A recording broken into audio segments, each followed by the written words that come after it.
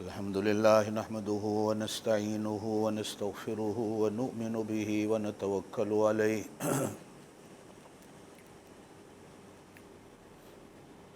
ونعوذ بالله من شرور أنفسنا ومن سيئات أعمالنا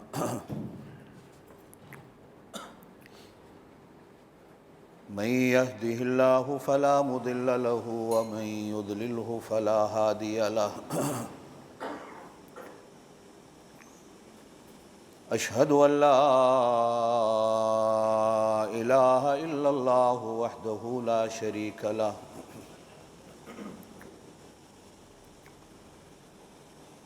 وأشهد أن سيدنا وسندنا ونبينا وشفيعنا محمدا عبده ورسوله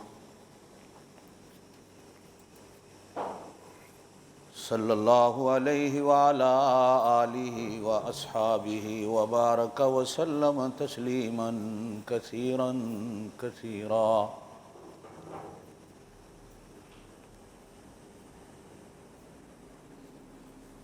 أما بعد أعوذ بالله من الشيطان الرجيم بسم الله الرحمن الرحيم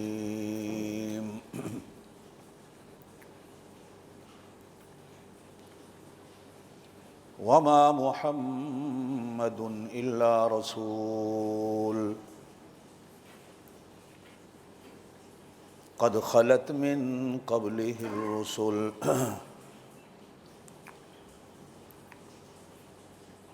أفإن مات أو قتل انقلبتم على أعقابكم ومن ينقلب على عقبيه فلن يضر الله شيئا وسيجزي الله الشاكرين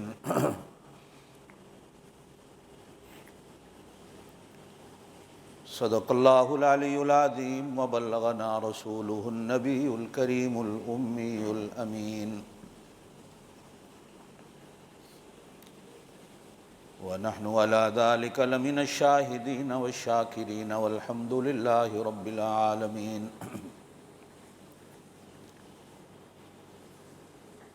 اللهم صل على محمد وعلى آل محمد كما صليت على إبراهيم وعلى آل إبراهيم إنك حميد مجيد اللهم بارك على محمد وعلى آل محمد كما باركت على إبراهيم وعلى آل إبراهيم إنك حميد مجيد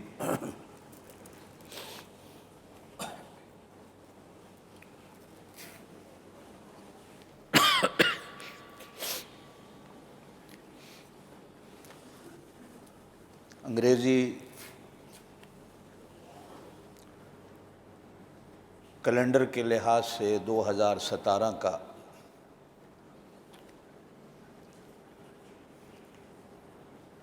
جنوری کے مہینے کا آج یہ پہلا جمعہ ہے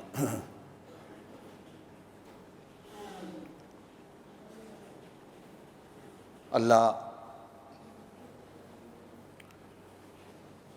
اس جمعے کی دن کی عظمتوں سے، جمعے کے دن کی رحمتوں اور برکتوں سے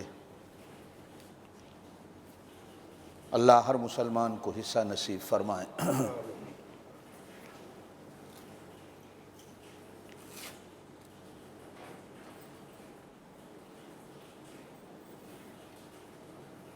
دنیا کی تاریخ پہ جب نظر ڈالتے ہیں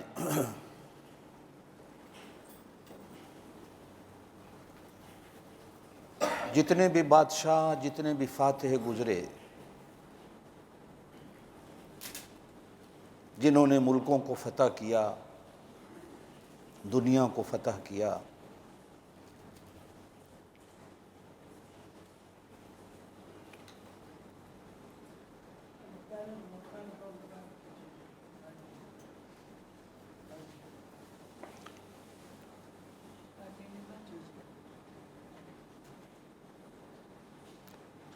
ان کی تلواروں کی زد سے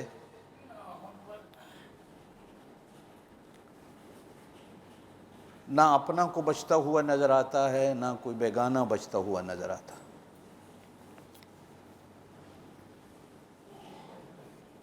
یہ جنگ و جدل کی تاریخ ہے۔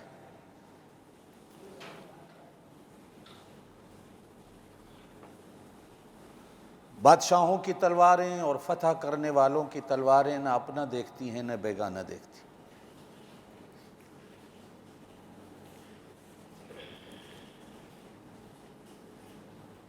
جس ملک پہ چاہا، جب چاہا،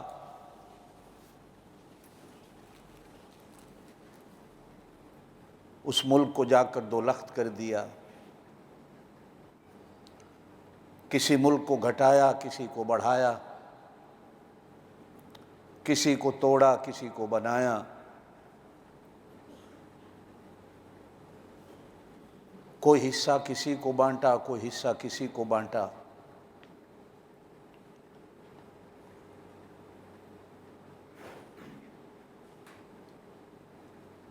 وہ فاتحین یا وہ بادشاہ کافر یا مسلمان، چند ایک کو چھوڑ کر مسلمانوں میں سے، جو آگے چل کر میں تفسیر رکھوں گا، بے دریغ لاکھوں اور کروڑوں انسانوں کو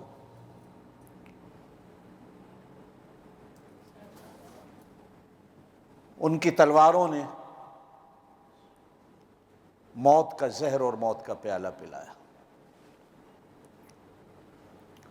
اچھا، اللہ کی بڑی عجیب شان ہے کہ ملکوں کو فتح تو کر بیٹھے، لیکن عام طور پر دیکھا گیا کہ ان ملکوں میں رہنے والی عوام کے دلوں کو وہ فتح نہیں کر سکے۔ نمبر 2، قانون بھی بنائے،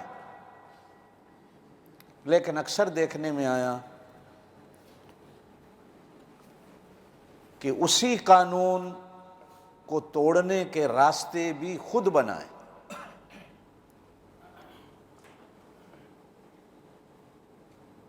اور وہ قانون بنتے بھی رہے اور بگڑتے بھی رہے، کبھی ایک ترمیم، کبھی دوسری ترمیم، کبھی چوتھی ترمیم، کبھی پانچویں ترمیم۔ پھر ان کے بعد جو بھی آتا رہا، ان قوانین کی کتابوں میں اپنے ہی ٹانکے اور اپنے ہی جوڑ لگاتا رہا۔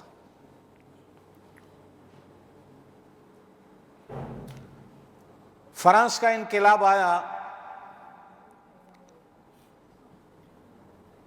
لاکھوں بے قصور انسان مار دیے گئے۔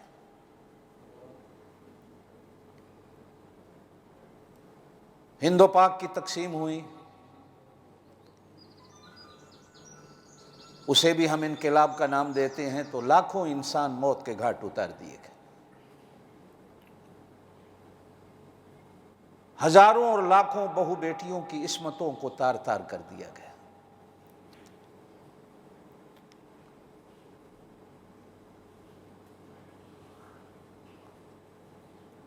قانون بنائے گئے، لیکن ان قوانین میں ایسے سقم رکھے گئے، ایسی کمزوریاں رکھی گئیں کہ ان قوانین کو توڑنے والا بھی جب چاہتا ہے وہ ضمانت کے نام سے بری ہو جاتا ہے۔ ہزاروں قتل کر بیٹھتا ہے، کوئی پوچھنے والا نہیں ہوتا،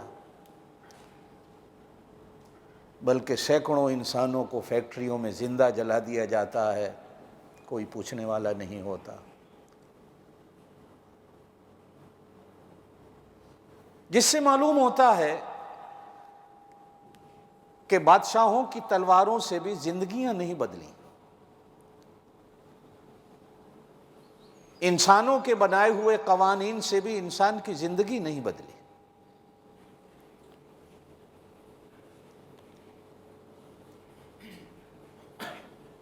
کہا جاتا ہے کہ ایک دفعہ حضرت عبداللہ ابن مبارک رضی اللہ تعالیٰ عنہ کا بغداد میں آنا ہوا۔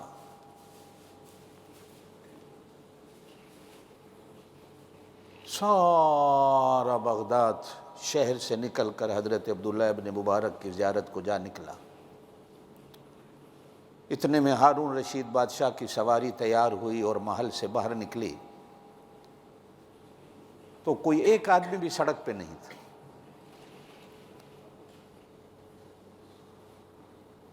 تو بادشاہ سلامت نے اپنے سپاہیوں اور فوجیوں سے پوچھا کہ آج بغداد کی عوام کہاں گئی کہ میں سڑکوں پہ ہوں، کوئی میرا استقبال اور میری زیارت کرنے کو نہیں آیا؟ تو بتایا گیا کہ آج بغداد میں عبداللہ ابن مبارک آئے ہیں اور بغداد کی ساری عوام ان کی زیارت کو جا نکلے۔ تو کہنے لگا بادشاہ ہم ہیں، وہ کون ہیں کہ جس کی زیارت کو لوگ جا نکلے؟ تو بیوی بڑی سیاਣੀ اور سمجھدار تھی، کہنے لگی بادشاہ سلامت، آپ ڈنڈے سے لوگوں کے جسموں پہ حکومت کرتے ہیں، اللہ والے بغیر کسی ڈنڈے کے لوگوں کے دلوں پہ حکومت کرتے ہیں۔ کام دلوں کو بدلنے سے چلتا ہے، سر کاٹنے سے قومیں نہیں بنتی، سر کاٹنے سے امتیں نہیں بنتی، سر کاٹنے سے دنیا میں امن اور سکون نہیں آتا، دلوں کو جیتنے سے دنیا میں سکون اور امن آتا ہے۔ میں نے گزشتہ جمعہ یہی بات چھیڑی تھی کہ دلوں کو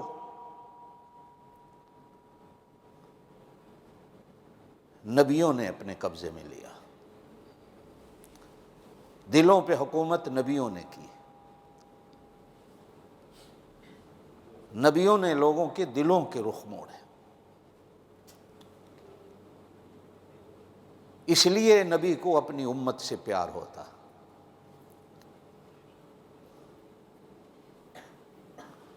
میں نے گزشتہ جمعہ کہا تھا کہ امت کسے کہتے ہیں؟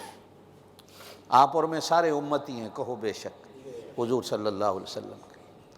حضور صلی اللہ علیہ وسلم کی امتی ہونے کے لیے پرانے نبیوں نے دعائیں مانگی، لیکن اللہ پاک نے ان دعاؤں کو شرف قبولیت نہیں دیا۔ ہم لوگوں کو اللہ پاک نے بغیر کسی دعا مانگے حضور کا امتی بنایا، اور حضور صلی اللہ علیہ وسلم نے فرمایا میں قیامت والے دن اپنی امت پر فخر کروں۔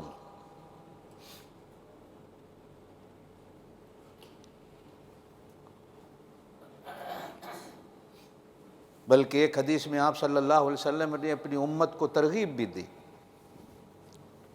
توجہ رکھیے گا میری طرف، کہ ایسی عورتوں سے شادی کرو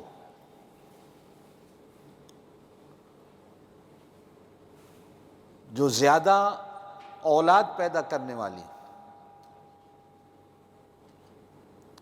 تاکہ قیامت والے دن میری امت زیادہ ہو اور میں اپنی امت کے زیادہ ہونے پر اپنا سر اونچا کر کے کھڑا ہوں کہ میری امت زیادہ، فخر کروں اپنی امت پر۔ اب امت کچھ اور چاہتی ہے، نبی کچھ اور چاہتا ہے۔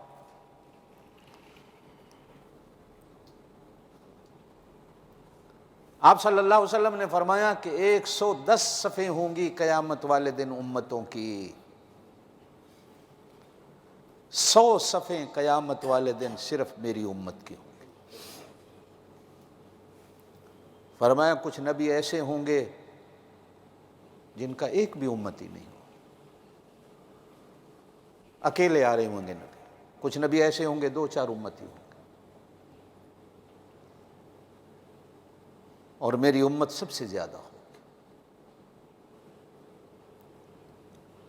امت کیسے بنتی ہے؟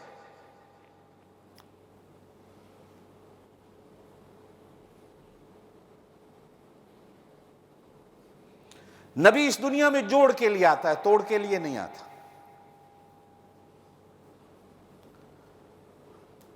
نبی کی زندگی میں توڑ ہوتا ہی نہیں، وہ جہاں اللہ سے جوڑتا ہے وہ اپنوں سے بھی جوڑتا ہے اور بیگانوں سے بھی جوڑتا ہے۔ بلکہ میں اس سے بھی آگے جاؤں تو صرف نبی انسانوں سے نہیں جوڑتا، بلکہ اللہ کی ہر مخلوق سے جوڑتا ہے۔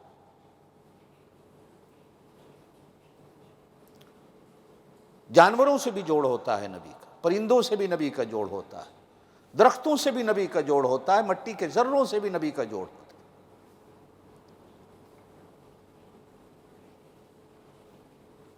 جو توڑ پیدا کرتا وہ نبی نہیں ہوتا۔ اور یہی معنی امت پہ آتا ہے کہ امت جب امت بنتی ہے کہ جب امت میں جوڑ ہو، جو امتی امت میں توڑ پیدا کرتا ہے وہ امتی نہیں ہوتا۔ آخری زندگی کے دن میں فجر کی نماز جب ہو رہی تھی تو آپ صلی اللہ علیہ وسلم نے کھڑکی سے پردہ اٹھا کر اپنی امت کو ایک امام کے پیچھے نماز پڑھتے ہوئے دیکھا، تو اپنی امت کے اس جوڑ کو دیکھ کر حضور صلی اللہ علیہ وسلم ایسے مسکرائے کہ صحابہ کرام کہتے ہیں کہ تاریخ میں اس کے بعد ہم نے اپنے نبی کو مسکراتے نہیں دیکھا، کہ ایک امام پہ امت جڑی ہوئی۔ نمبر 2، نبی اسے کہا جاتا ہے جو سب کچھ امت کو دیتا،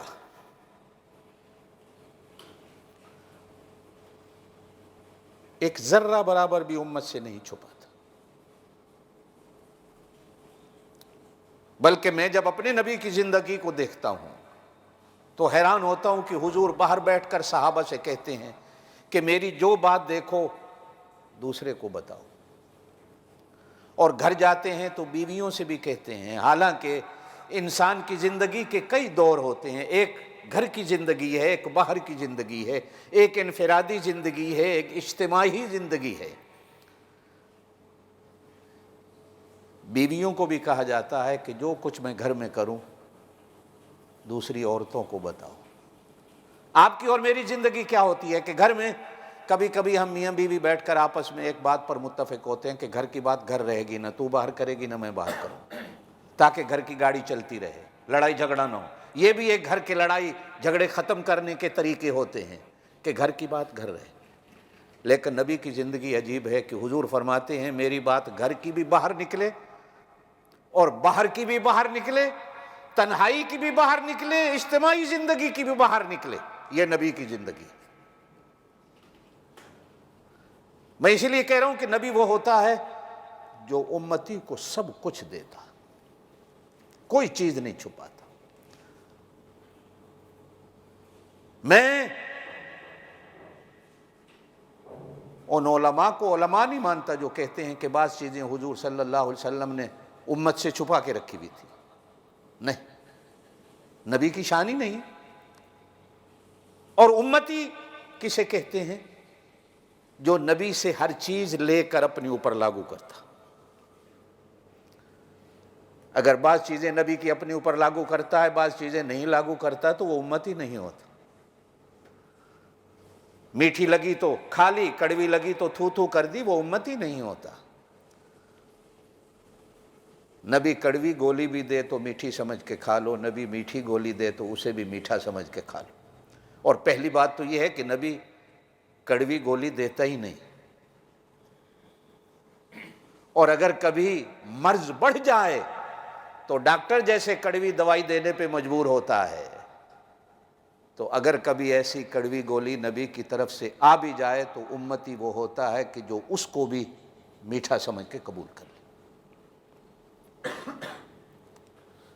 کہتے ہیں نا کہ حضرت لقمان حکیم، بعض لوگوں نے لکھا داؤد علیہ السلام کے غلام تھے، بعض لوگوں نے لکھا کسی اور دنیا دار کے غلام تھے۔ تو ان کا وہ آقا جس کے وہ غلام تھے وہ آیا تو اس نے کہا یہ باغ ہے، جاؤ اس میں سے میٹھے میٹھے پھل توڑ کے لاؤ۔ وہ گئے اور اپنی طرف سے اچھے پھل ڈھونڈ کے لائے، کہا کاٹ کے میرے سامنے رکھو۔ کاٹ کے اس کے سامنے رکھے،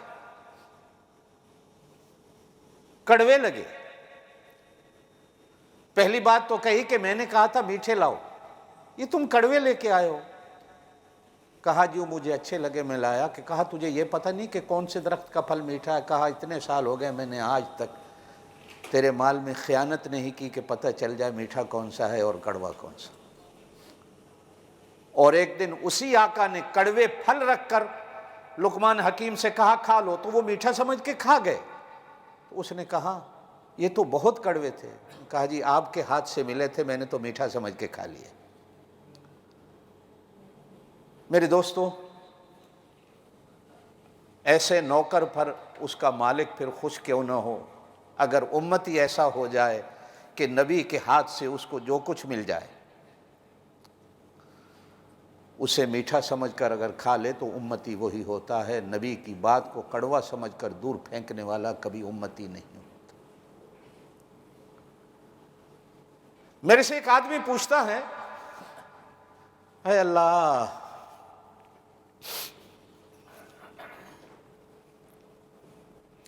حضور صلی اللہ علیہ وسلم جس دھرتی پہ اللہ پاک نے مبعوث فرمائے،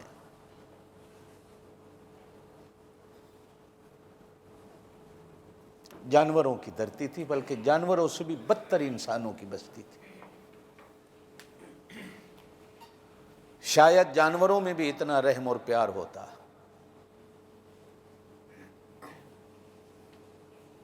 عرب کے اندر تو اتنا بھی نہیں تھا۔ کتا بھی شاید کتے سے کچھ پیار کر لیتا ہو، عرب کی دھرتی پر تو پیار نام کی چیز ہی کوئی نہیں تھی۔ باپ کے مرنے کے بعد لوگ اپنی ماؤں کو نکاح میں لے لیتے۔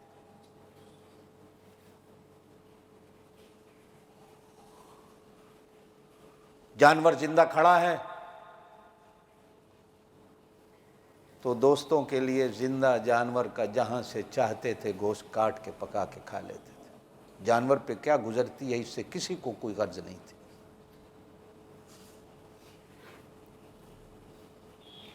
لڑائی چلی ہے تو بے نام اور بے مطلب ہزاروں سال تک آپس میں چل رہی ہے، کسی کو کوئی فکر نہیں۔ ہاں، آپ کی اور میرے لیے بھی حضور کی ایک بات ملتی ہے، کہہ دیتا ہوں۔ آپ صلی اللہ علیہ وسلم نے فرمایا ایک وقت آئے گا نہ مارنے والے کو پتہ ہوگا میں اس کو کیوں قتل کر رہا ہوں، اور نہ قتل کرنے والے کو پتہ ہوگا کہ میں قتل کیوں کیا جا رہا ہوں۔ ایک وقت آئے گا، آج تیرے اور میرے بازاروں میں قتل کرنے والے کو بھی پتہ نہیں ہوتا میں اسے کیوں قتل کر رہا ہوں، اور قتل ہونے والے کو بھی پتہ نہیں ہوتا کہ میں کیوں قتل کیا جا رہا ہوں، بے قصور۔ بس بڑوں کا آرڈر ہے اسے مار دو، اور بھائی کیوں آرڈر ہے، بس مار دو، بازار میں بم پھٹانا ہے، چاہے ہزاروں لوگ مر جائیں۔ یہ سیریا میں، ایجپٹ میں، ترکی میں، پاکستان میں، کیا افغانستان میں کیا کچھ ہو رہا ہے، نہ مارنے والے کو پتہ ہے نہ مرنے والے کو پتہ۔ حضور صلی اللہ علیہ وسلم کو مبعوث فرما کر اللہ پاک نے ایک ایسا انقلاب پیدا کیا کہ تھوڑے سے عرصے کے اندر انقلاب سینکڑوں سال مانگتے ہیں، انقلاب ٹریلین بلین ڈالر اور روپے مانگتے ہیں، بغیر کسی روپے کے، بغیر کسی پیسے کے۔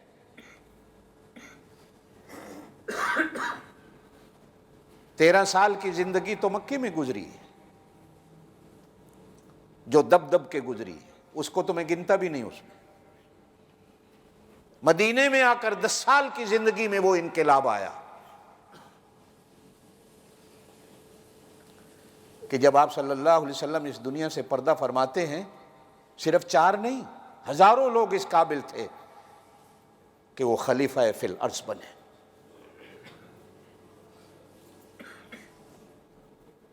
دنیا پر حکمرانی کرنے والوں کی ایک کھیپ تیار ہوئی، اور وہ صرف حکمرانی نہیں بلکہ انسانوں کو انسان بنانے والوں کی ایک کھیپ تیار ہوئی۔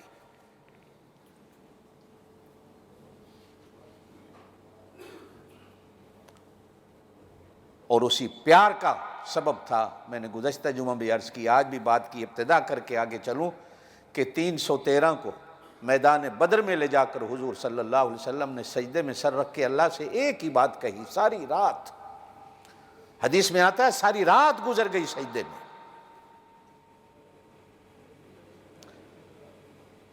مصلی نہیں تھا، جائے نماز نہیں تھی، کارپیٹ یا قالین کچھ نہیں تھا، ریت کا مصلی تھا۔ کہا جاتا ہے کہ آنسوؤں سے ریت تر ہو گئی۔ صحابہ کہتے ہیں کہ ہمیں دل کے اندر شک پیدا ہوا کہ کہیں ایسا تو نہیں کہ جان جانے آفری کے سپردی ہو گئی ہو کہ ساری رات سجدہ اتنا لمبا۔ سحری کے وقت آ کر سیدنا ابو بکر صدیق رضی اللہ تعالی نبی کا کندھا ہلاتے ہیں سجدے کی حالت میں، عرض کی اللہ کے رسول بس کیجئے، اللہ نے آپ کی دعا کو قبول کر لیا۔ ساری رات گزر گئی اور ایک ہی لفظ تھا ہونٹوں پہ، اللہ یہ میں پوری اپنی پونجی لایا ہوں، 23 سال کی محنت لایا ہوں، سرمایہ لایا ہوں، یہی میری دولت ہے، یہی میری محنت ہے۔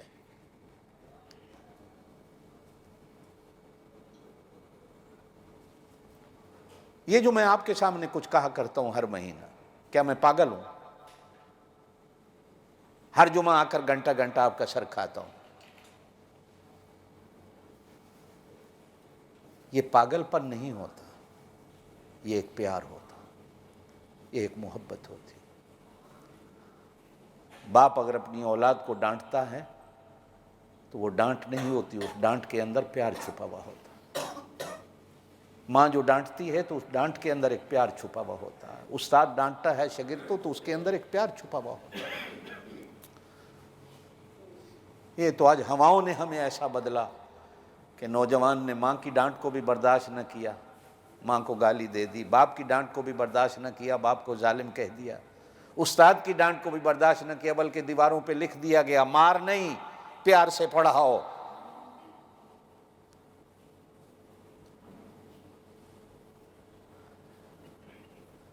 امام کی تنبیہ کو بھی، خطیب کی تنبیہ کو بھی ہم برداشت کرنے کو تیار نہیں، اللہ اور اس کے رسول کی تنبیہ کو بھی ہم برداشت کرنے کو تیار نہیں۔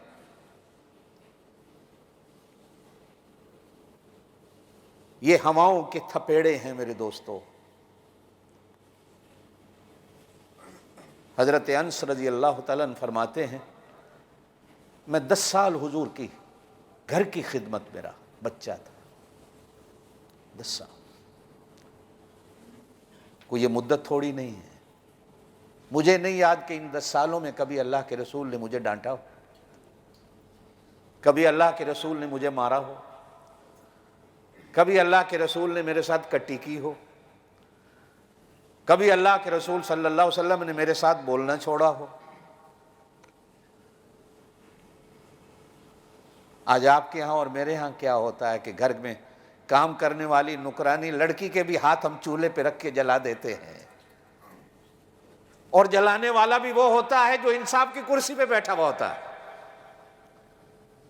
جلانے والا بھی وہ ہوتا ہے جو عدل کرنے کے لیے مشہور ہوتا ہے۔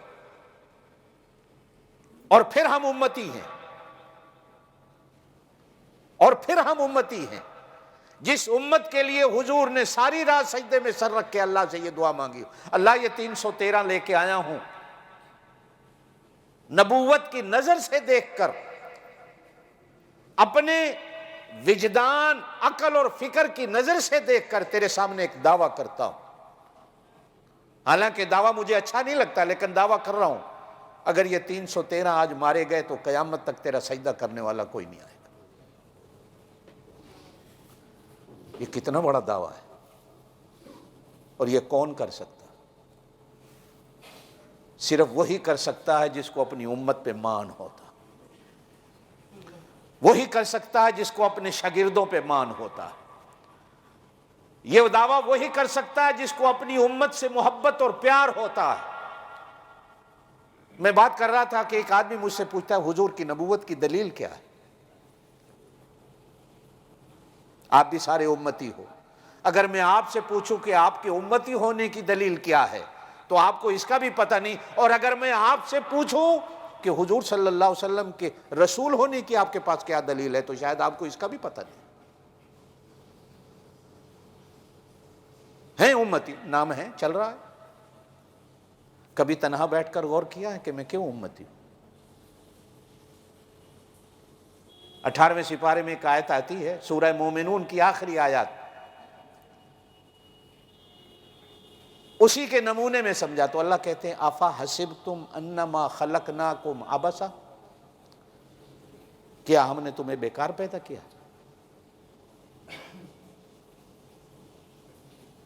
کبھی غور تو کرو۔ میں بھی کہہ دیتا ہوں اللہ نینجا ہی مینوں پیدا کر دیتا ہے، تسی بھی کہہ دو اللہ نینجا ہی مینوں پیدا، میں کیوں پیدا ہوا؟ اللہ کہتے ہیں آفا حسبتم، کیا تم یہ خیال کرتے ہو انما خلقناکم عبثا کہ ہم نے تمہیں ایسے ہی پیدا کر دیا، ایسی محنت کی ہے تمہارے بنانے پہ؟ ایسی کاریگری کی ہے تمہارے بنانے پر. بین یہی بات آتی ہے، کیا ہم نے تمہیں ایسے ہی محمد مصطفیٰ کو امتی بنا دیا؟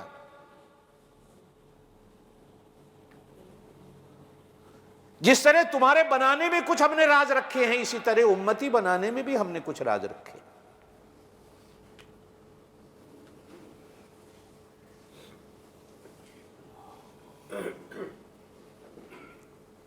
تمہارے پاس کیا دلیل؟ میں نے پہلے کہا 2 چیزیں یاد رکھیے گا، آگے پھر چلوں گا میں، کہ امتی کون ہوتا ہے.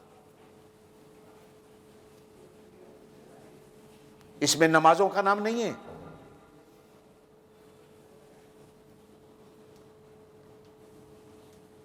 جو امت میں جوڑ پیدا کرتا.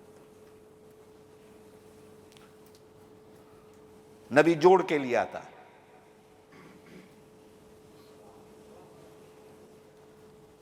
وہ بندوں کا اللہ سے بھی جوڑ بناتا ہے، بندوں کا بندوں سے بھی جوڑ بناتا ہے. میں اور آپ تنہا بیٹھ کر سوچیں، اگر میرا اللہ سے جوڑ نہیں تو میں امتی نہیں، میرا بندوں سے جوڑ نہیں تو میں امتی نہیں. اور پھر بندوں میں کچھ بندے ایسے ہوتے ہیں جن سے ہمارا خون کا رشتہ ہوتا ہے.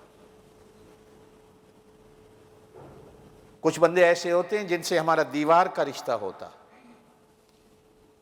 کچھ بندے ایسے ہوتے ہیں جن کے ساتھ ہمارا کلمے کا جوڑ ہوتا ہے. کچھ بندے ایسے ہوتے ہیں جن کے ساتھ ہماری زبان کا جوڑ ہوتا ہے. کچھ بندے ایسے ہوتے ہیں جن کے ساتھ ہماری سرحدوں کا جوڑ ہوتا ہے، آبادیوں کا جوڑ ہوتا ہے، بستیوں کا جوڑ ہوتا ہے، ملکوں کا جوڑ ہوتا ہے. اور کچھ لوگ ایسے ہوتے ہیں جن کے ساتھ ہماری شادیوں کے جوڑ جڑتے ہیں، قربت کے جوڑ جڑتے ہیں، چائے کے جوڑ جڑتے ہیں، ایک دسترخوان کے جوڑ جڑتے ہیں. ہم نے یہ سارے جوڑ چھوڑے، ہم نے جوڑ لگایا جو میرے تاش پہ جڑتا ہے، میرے سینمے میں میرے ساتھ جڑتا ہے، گندی محفل میں میرے ساتھ جڑتا ہے. یہ میرا لنگوٹیا ہے. مسجد کے جوڑ کو تو ہم جوڑ ہی نہیں سمجھتے، کلمے کے جوڑ کو ہم جوڑ ہی نہیں. لنگوٹیا کسے کہتے ہو؟ کبھی آپ تنہا بیٹھ کر، میری بات کو یہاں نہیں، اکیلے بیٹھ کر سوچنا کہ میں کسے کہتا ہوں یہ میرا لنگوٹیا یار ہے، جو میرا گناہ میں شریک ہوتا ہے. یہ میرا پکا یار ہے جو میرے غلط کاموں کا یار ہوتا. جو مجھے اللہ اور اس کے رسول کی طرف لے کے آتا ہے، یہ میرے جوڑ والا نہیں ہے، میرا یار نہیں ہے، میرا دوست نہیں ہے. اسے میں اپنا دشمن سمجھتا ہوں. نمبر 2، رسول کسے کہا جاتا ہے، نبی کسے کہا جاتا ہے؟ جو سب کچھ اپنی امت کو دیتا، امت سے چھپاتا کچھ نہیں. بلکہ میں اس سے بھی آگے چلوں تو شاید میں غلط نہیں، بے شک جنت میرے اللہ کی ہے، لیکن نبی وہ ہوتا ہے جو اپنی امتی کو اللہ سے جنت بھی لے کے دیتا. جہنم میرے اللہ کی ہے، رسول نبی وہ ہوتا ہے جو اپنی امتی کو جہنم سے بچاتا ہے. اور یہ بات قرآن کہتا ہے اللہ، وَكُنْتُمْ عَلَى شَفَا حُفْرَةٍ مِّنَ النَّارِ، تم سارے جہنم کے گڑھے پہ کھڑے تھے. فَأَنْقَذَكُمْ مِنْهَا، میں نے اپنا رسول بھیجا، اپنا نبی بھیجا، میرے نبی نے تمہارا بازو پکڑ کر تمہیں جہنم سے گڑھے سے دور کر دیا. یہ نبی کی شان قرآن بیان کرتا. ہم سارے جہنم کے گڑھے پہ کھڑے تھے، قریب تھا کہ گر جاتے، قریب تھا کہ گر جاتے. فَأَنْقَذَكُمْ مِنْهَا، میرے نبی نے تمہارے بازو پکڑ کر تمہیں جہنم کے گڑھے سے دور کر دیا.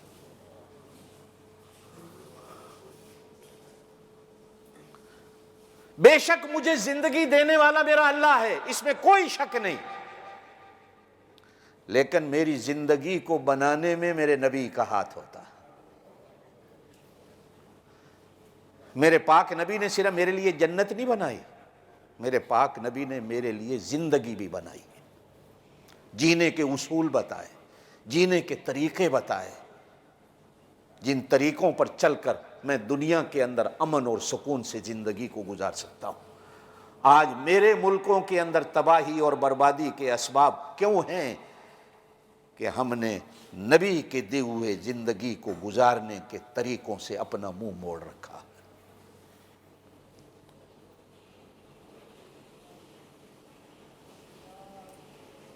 تیسری شان نبی کی کیا ہوتی ہے؟ وہ ہمیشہ اپنی امت کا خیر خواہ ہوتا، اور یہ خیر خواہی کی دلیل ہے کہ جب بھی کوئی وقت آیا حضور صلی اللہ علیہ وسلم نے اپنی امت کے لیے دعا مانگی۔ بلکہ کہا جاتا ہے، حدیث ہے کہ اللہ پاک نے ہر نبی کو اختیار دیا کہ اپنی امت کے لیے ایک ایک ایسی دعا مانگو جو میں فوراً قبول کروں۔ ہر نبی نے اپنی امت کے لیے دعا مانگی۔ صحابہ نے عرض کی اللہ کے رسول آپ نے دعا مانگی؟ کہا میں نے نہیں مانگی۔ عرض کی اللہ کے رسول کیوں نہیں مانگی؟ فرمایا میں نے اس دعا کو قیامت کے دن کے لیے بچا کے رکھا کہ جب میری امت مشکل میں گھری ہوئی ہوگی تو اس وقت، چونکہ اللہ نے وعدہ کر رکھا ہے کہ میں تمہاری اس دعا کو قبول کروں گا، تو میں نے دنیا میں نہیں مانگی، میں نے چھپا کے رکھی ہوئی ہے۔ قیامت والے دن جب میری امت مشکلات میں گھری ہوگی تو اس دن میں اپنی امت کے لیے دعا مانگوں۔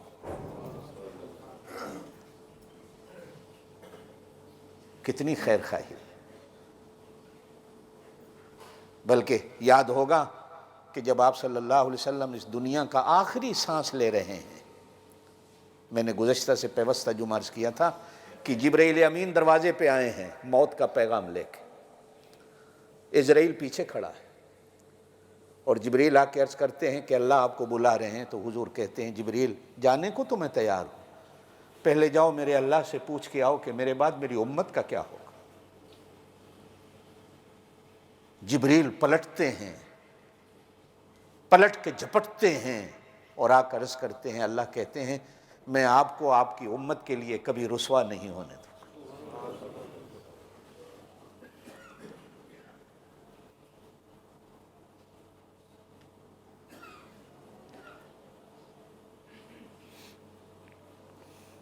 اس موت کے وقت ہر بندے کو اپنی فکر ہوتی، یہ کیسا میرا نبی ہے کہ موت کے وقت بھی امت کی فکر۔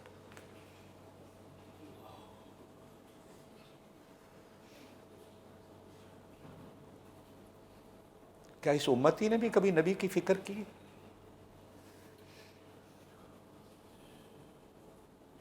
میں کدھر جا رہا ہوں؟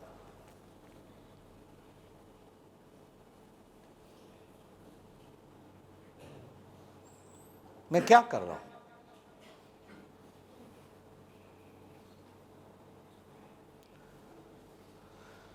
میں خود تو اپنے نبی کی رسوائی کے راستے نہیں بنا رہا۔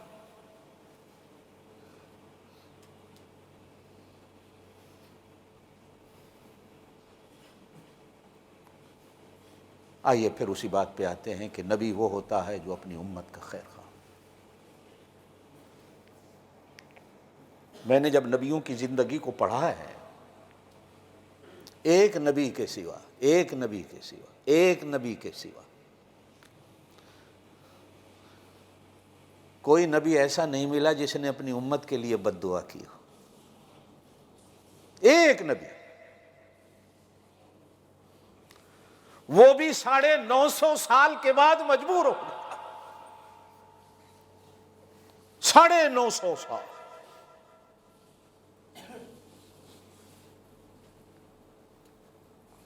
کہ اللہ اس امت پہ عذاب بھیج۔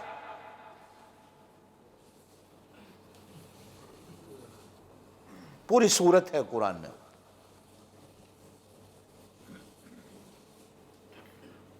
جس کو سورہ نوح کہا جاتا۔ 950 سال ایک عرصہ ہے، آپ 1000 سال کہہ لیں، 50 سال ہی باقی بچے، ایک عرصہ ہے۔ میں آپ کو 30 سال ہو گئے قرآن سناتے سناتے، میں تنگ آ گیا ہوں، تو نبی 1000 سال سناتا ہوگا تو نبی کی حالت کیا ہوگی؟ اور پھر بھی الحمدللہ آپ میں سے کتنے ہیں جو سنتے ہیں اور مانتے ہیں؟ 1000 سال تک 80 سے زیادہ نبی کی سننے والے کوئی نہیں ملے۔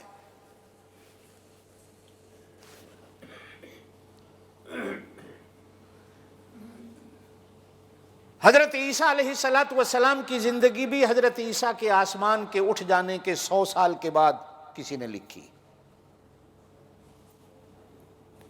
اور وہ بھی جیسے لکھی وہ ہمیں پتا ہے اس میں کیا لکھا گیا۔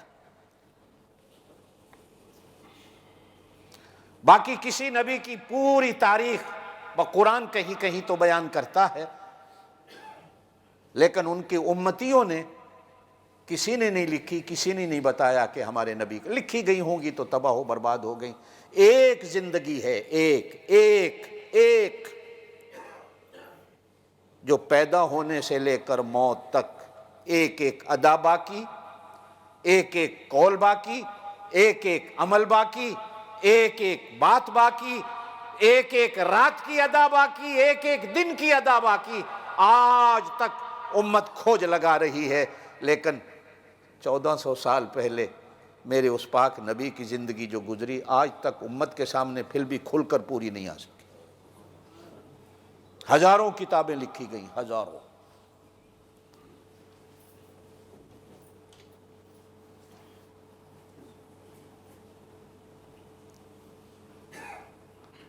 جس نبی کی تاریخ میں اتنی بات بھی لکھی ہے، وہ داڑھی میں بال کتنے سفید تھے،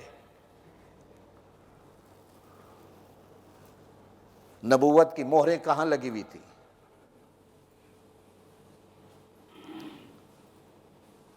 کرتے میں بٹن کس چیز کے لگے ہوئے تھے،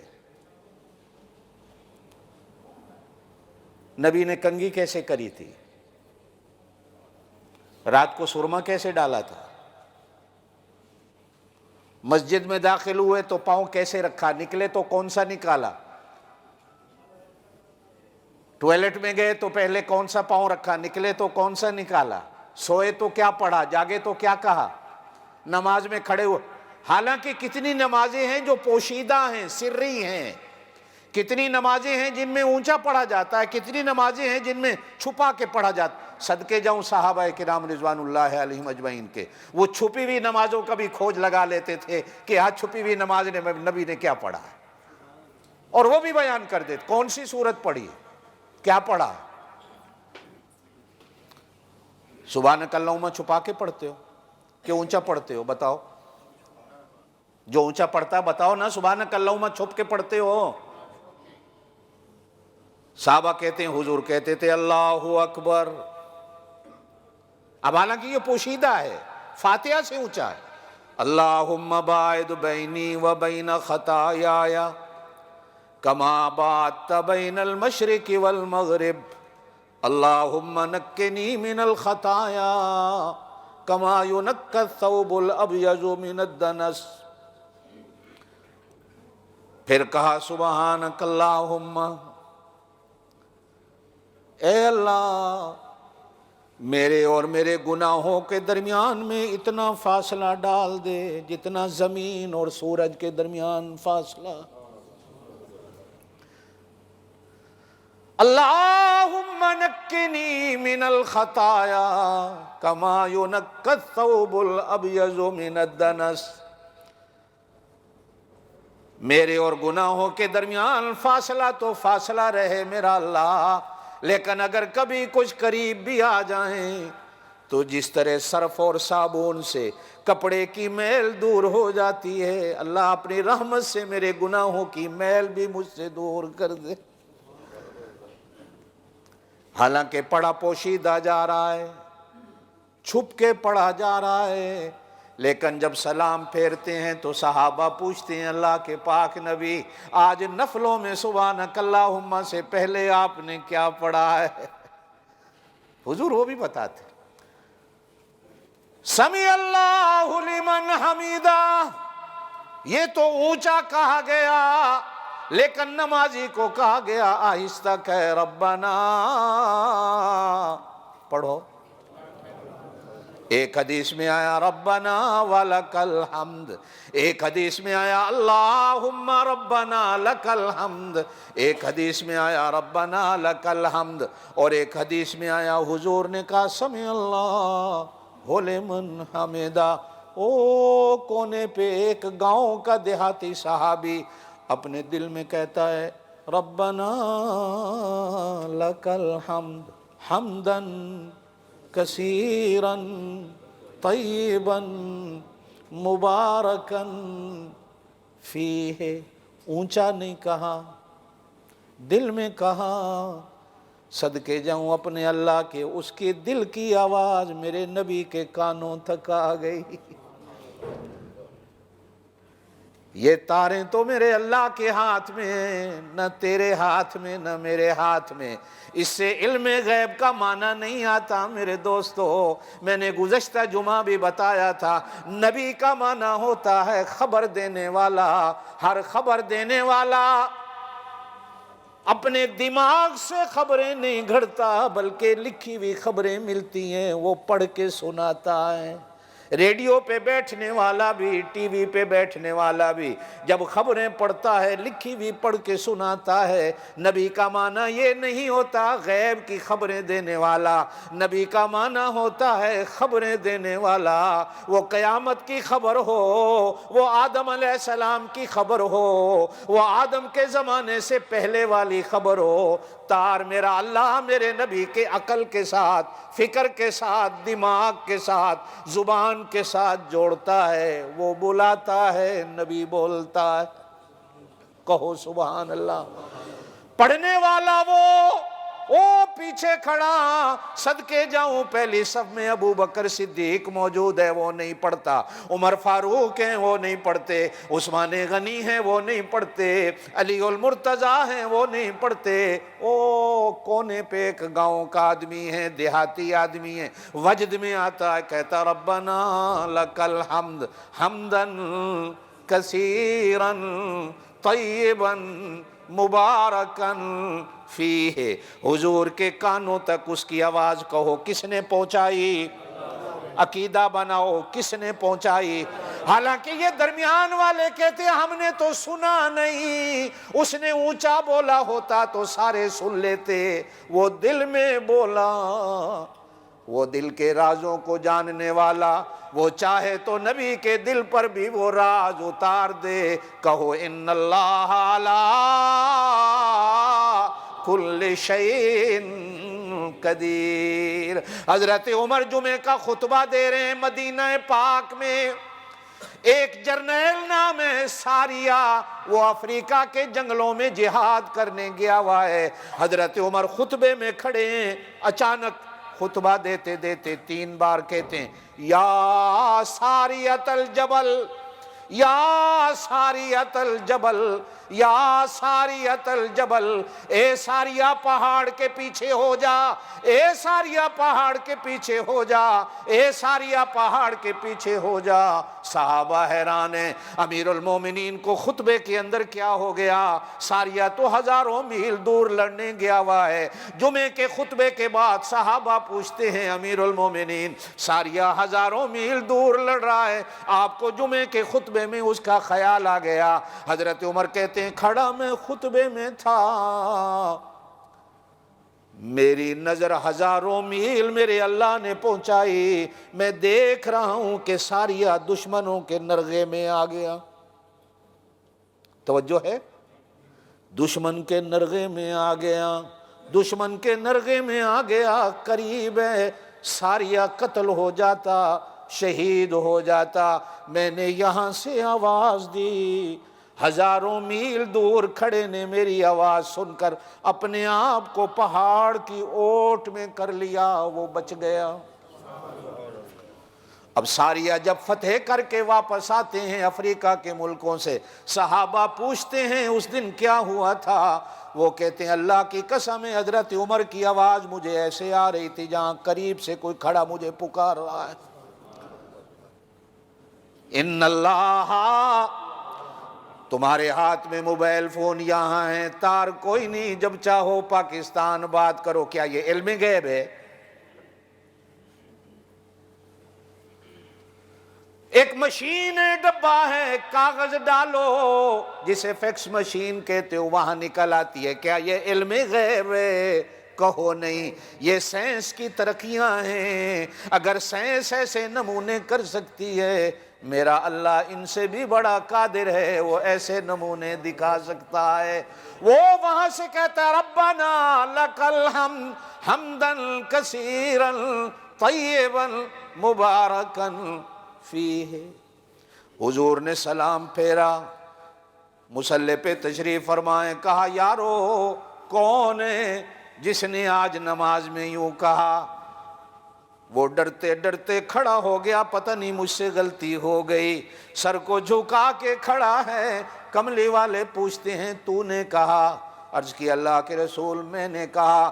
پاک نبی نے فرمایا تو نے ایسی بات کہہ دی، میں نماز میں دیکھ رہا تھا 70 فرشتے اللہ پاک کے تیرے اس جملے کا ثواب لکھنے میں مصروف تھے، میں نے سلام بھی پھیر لیا لیکن ابھی تک وہ ثواب پورا نہیں لکھ پائے تھے۔ کہو سبحان اللہ۔ نبی کسے کہتے ہیں؟ جو ہر چیز امت کو دے۔ امتی کسے کہتے ہیں؟ جو ہر چیز نبی سے لینے کے بعد اپنے اوپر لاگو کرے۔ لاگو کرتا ہے تو امتی ہے، آدھی لاگو کرتا ہے امتی نہیں، آدھی چھوڑ دیتا ہے امتی نہیں، پوری چھوڑ دیتا ہے امتی نہیں۔ نبی کسے کہتے ہیں؟ آئیے آگے چلیے، تیرے اور میرے پاس نبی کے سچے ہونے کی دلیل کیا ہے؟ محمد الرسول اللہ کے نبی ہونے کی آئیے میں آپ کو دلیل دیتا ہوں، ایک ہی دلیل، کوئی قرآن و سنت سے نہیں۔ جب آپ صلی اللہ علیہ وسلم نے پہلے دن مکے والوں کو بلایا، اے مکے والے آ جاؤ، سارے مکے والے آ گئے۔ حضور صلی اللہ علیہ وسلم نے فرمایا میں نے 40 سال تمہارے اندر زندگی گزاری، یہ نبوت کی دلیل ہے۔ تم نے مجھے کیسا پایا؟ 40 سال کبھی میری زبان سے جھوٹ سنا؟ بولو نہیں۔ 40 سال کبھی بددیانتی دیکھی؟ امانت میں خیانت دیکھی؟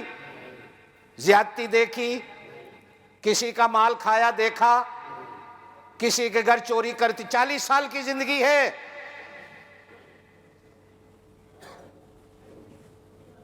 تم نے مجھے کیسا پایا؟ اگر 40 سال کی زندگی میری تمہارے لیے کچھ درجہ رکھتی ہے تو پھر مان لو میں اللہ کا نبی۔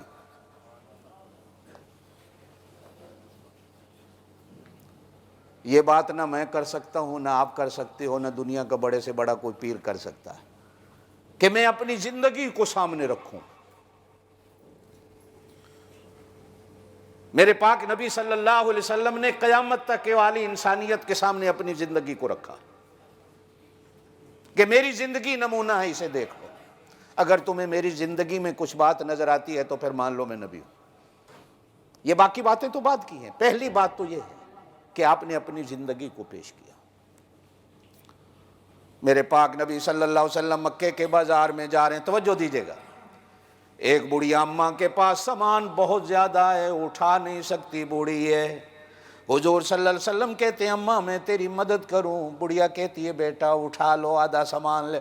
اماں جانا کہاں ہے؟ او فلانے گاؤں، مکے کی گرمی، دوپہر کا وقت ہے، اماں بھی پیدل چل رہی ہے، میرے پاک نبی بھی سر پہ اس کا سامان اٹھائے بغیر کسی قیمت کے، اجرت کے، مزدوری کے چل رہے ہیں۔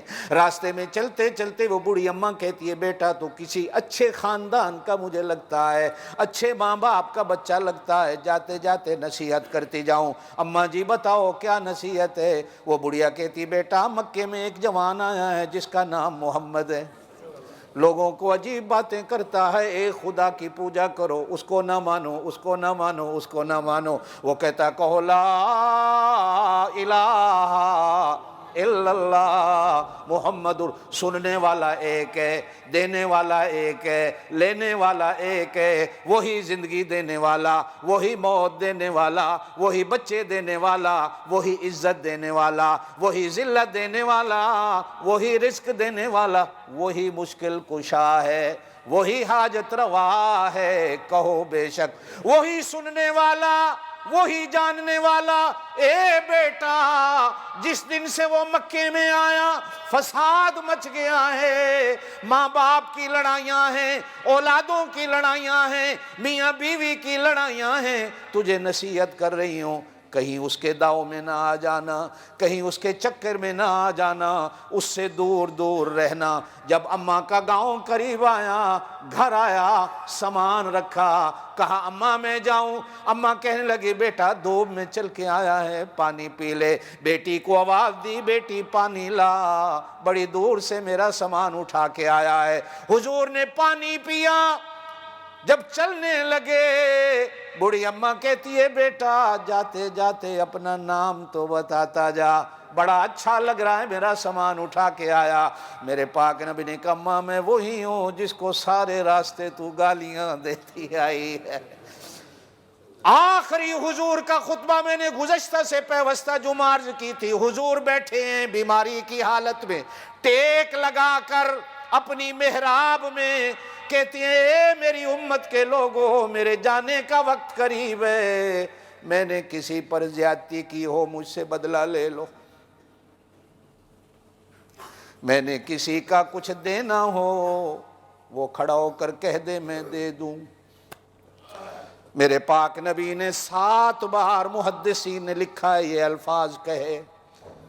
ایک صحابی کھڑے ہوئے کہا اللہ کے رسول آپ نے 3 روپے میرے دینے، فلاں دن لیے تھے۔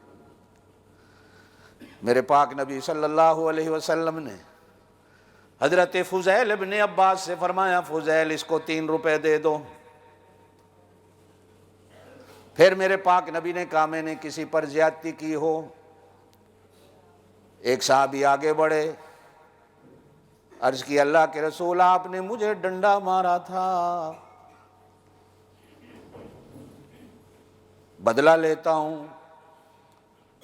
صحابہ حیران ہیں، سمجھانے کے لیے پکڑنے کے لیے بھاگے، حضور نے کہا نہیں سے چھوڑ دو، آنے دو۔ قریب آیا کہ کہنے لگا اللہ کے رسول جب آپ نے مجھے مارا تھا میرے تن پہ کپڑا نہیں تھا، آپ نے قمیض پہنی ہوئی ہے، قمیض اتارو پھر بدلہ لوں گا۔ میرے پاک نبی نے قمیض مبارک اتاری، بدلہ کیا لینا، کبھی ادھر چمٹتا ہے، کبھی ادھر سے چومتا ہے، کبھی ادھر سے چومتا ہے۔ حضور کہتے ہیں بدلہ لے، عرض کرنے لگا اللہ کے رسول بدلہ کیا لینا ہے؟ آپ نے مارا بھی ہوتا تو رحمتوں سے مارا ہوگا، شفقتوں سے مارا ہوگا، میں تو چمٹ اس لیے رہا ہوں کہ آپ کا فرمان ہے جس نے نبی کے جسم کے ساتھ اپنے جسم کا کوئی بھی حصہ لگایا اللہ جہنم کی آگ تو آگ رہی دھواں بھی حرام کر دیتا۔ آخری وقت ہے میرے پاک نبی کا، اس وقت بھی امت کا اتنا خیال، جس نے مجھ سے کوئی بدلہ لینا ہے لے لے۔ امت کے لوگوں نہ آج میرے اندر یہ دعویٰ، نہ آپ کے اندر یہ دعویٰ، نہ کسی پیر فقیر کے اندر دعویٰ، نبی وہ ہوتا ہے جو سب کچھ امت کو دیتا ہے، امت کا خیر خواہ ہوتا ہے، امتی وہ ہوتا ہے جو سب کچھ۔ بات میری پھر وہیں رہ گئی کہ حضور صلی اللہ علیہ وسلم کی نماز جنازہ کیسے ہوئی۔ زندگی رہی تو آئندہ جمعہ، وآخر دعوانا الحمدللہ رب العالمین۔ اللہ آپ کو مجھے عمل کی توفیق۔